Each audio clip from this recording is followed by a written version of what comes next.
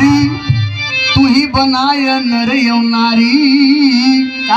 केहू के मोटा ताजा केहू का मुहवई दिया बिगार।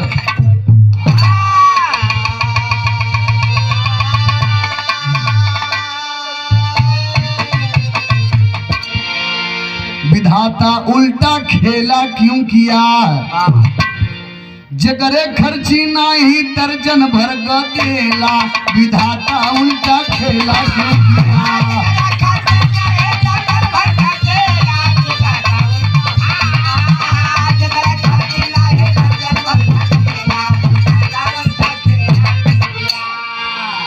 एक भक्त भगवान के ओरहन देता कि बारे परमात्मा जगरे रही बदे घर दुआर नहीं बा ओकरे 10-15 ठिबटिया बेटवा ढकेल दे वाह। जगर हर जिला में घर दुआर मकान बा ओकरे ने को बिठोई दे ने को बिटिए दे। कमजोरी में लड़के होए पे लगा रहा थे रोज ना इसे। हां इसे भक्त भगवान को रहन देता। करता रचे विश्व गुरु सरिता लेकिन समुंदर खारा की। खाई पिए उड़ उड़ के उल्लू दिन देखे बिचारा की। गला मिलावे दिन भर चकवा रात न मिले सहारा की। घूम घूम घर चूहा खोते ऐसी चार निशारे की।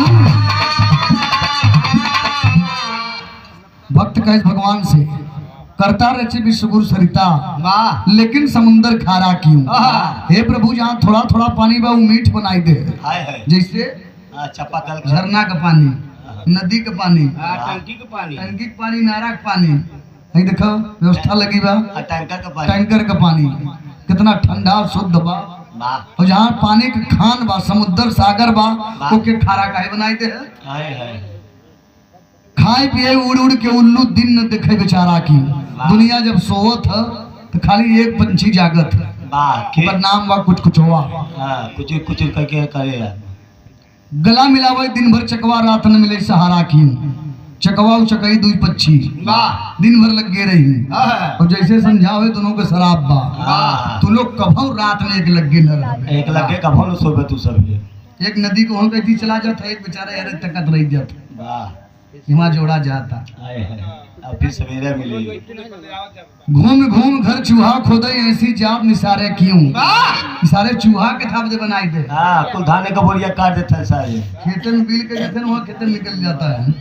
आदमी पानी भरता तो भैया हम पलेवा कर रहे हमारा खेत पकता रहा तू पानी ले गया हमारा खेत फिर कच्चा हो गया।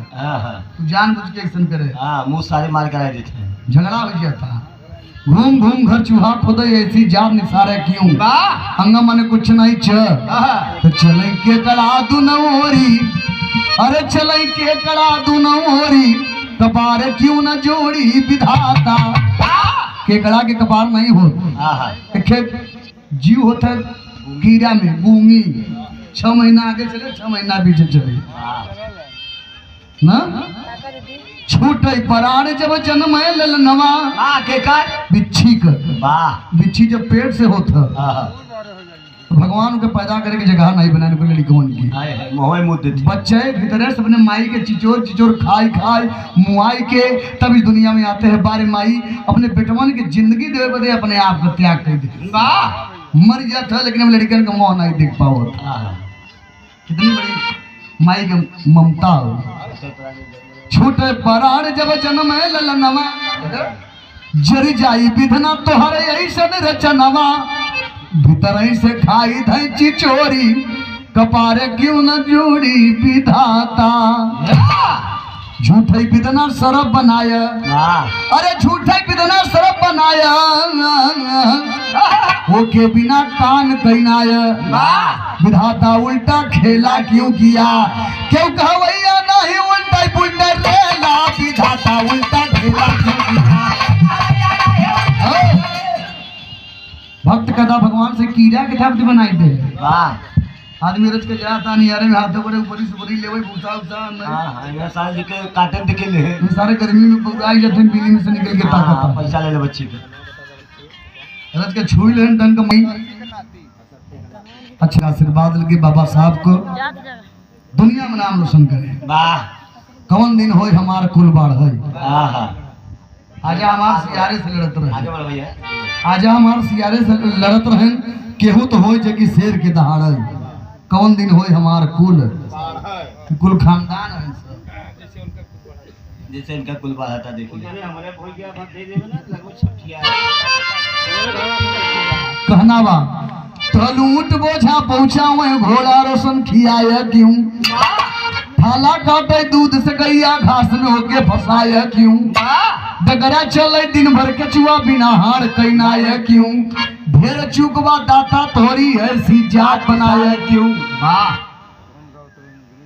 ऊंट कुंटल कुंटल बोझा पहुंचावत है, अपने से लेके उठत हो कि हमें आप यूज करता है तो के का किया होता है हाँ घास फूस। हाँ बड़ा खुशी भय तो निबी पाती नहीं दे ले चाटे खाई ले आती पाती तोड़ के डाल दे, ओकरे सामने 4 बाल्टी पानी रख दे और सरवा घोड़ा तनी के सड़क पे दौड़े लगा वाह तो ओकरे पे दे चना हाँ अंडा हाँ खरी चुनी दारू वो देते दे तो दूर जाओ ओके संध्या सवेरे घर ना लगता है। तो भक्त कहता भगवान से ऐसा काहे की है, ढेर चुप डगरा चले दिन भर के चुआ के हार नहीं हो। वाह केचुआ भले के भैया हाँ मनाई के हार नहीं होती कौन जगह बताओ जीभी में 10 जाए गुटका लेने अब कहाँ नहीं हो तो भैया लेकिन टाइट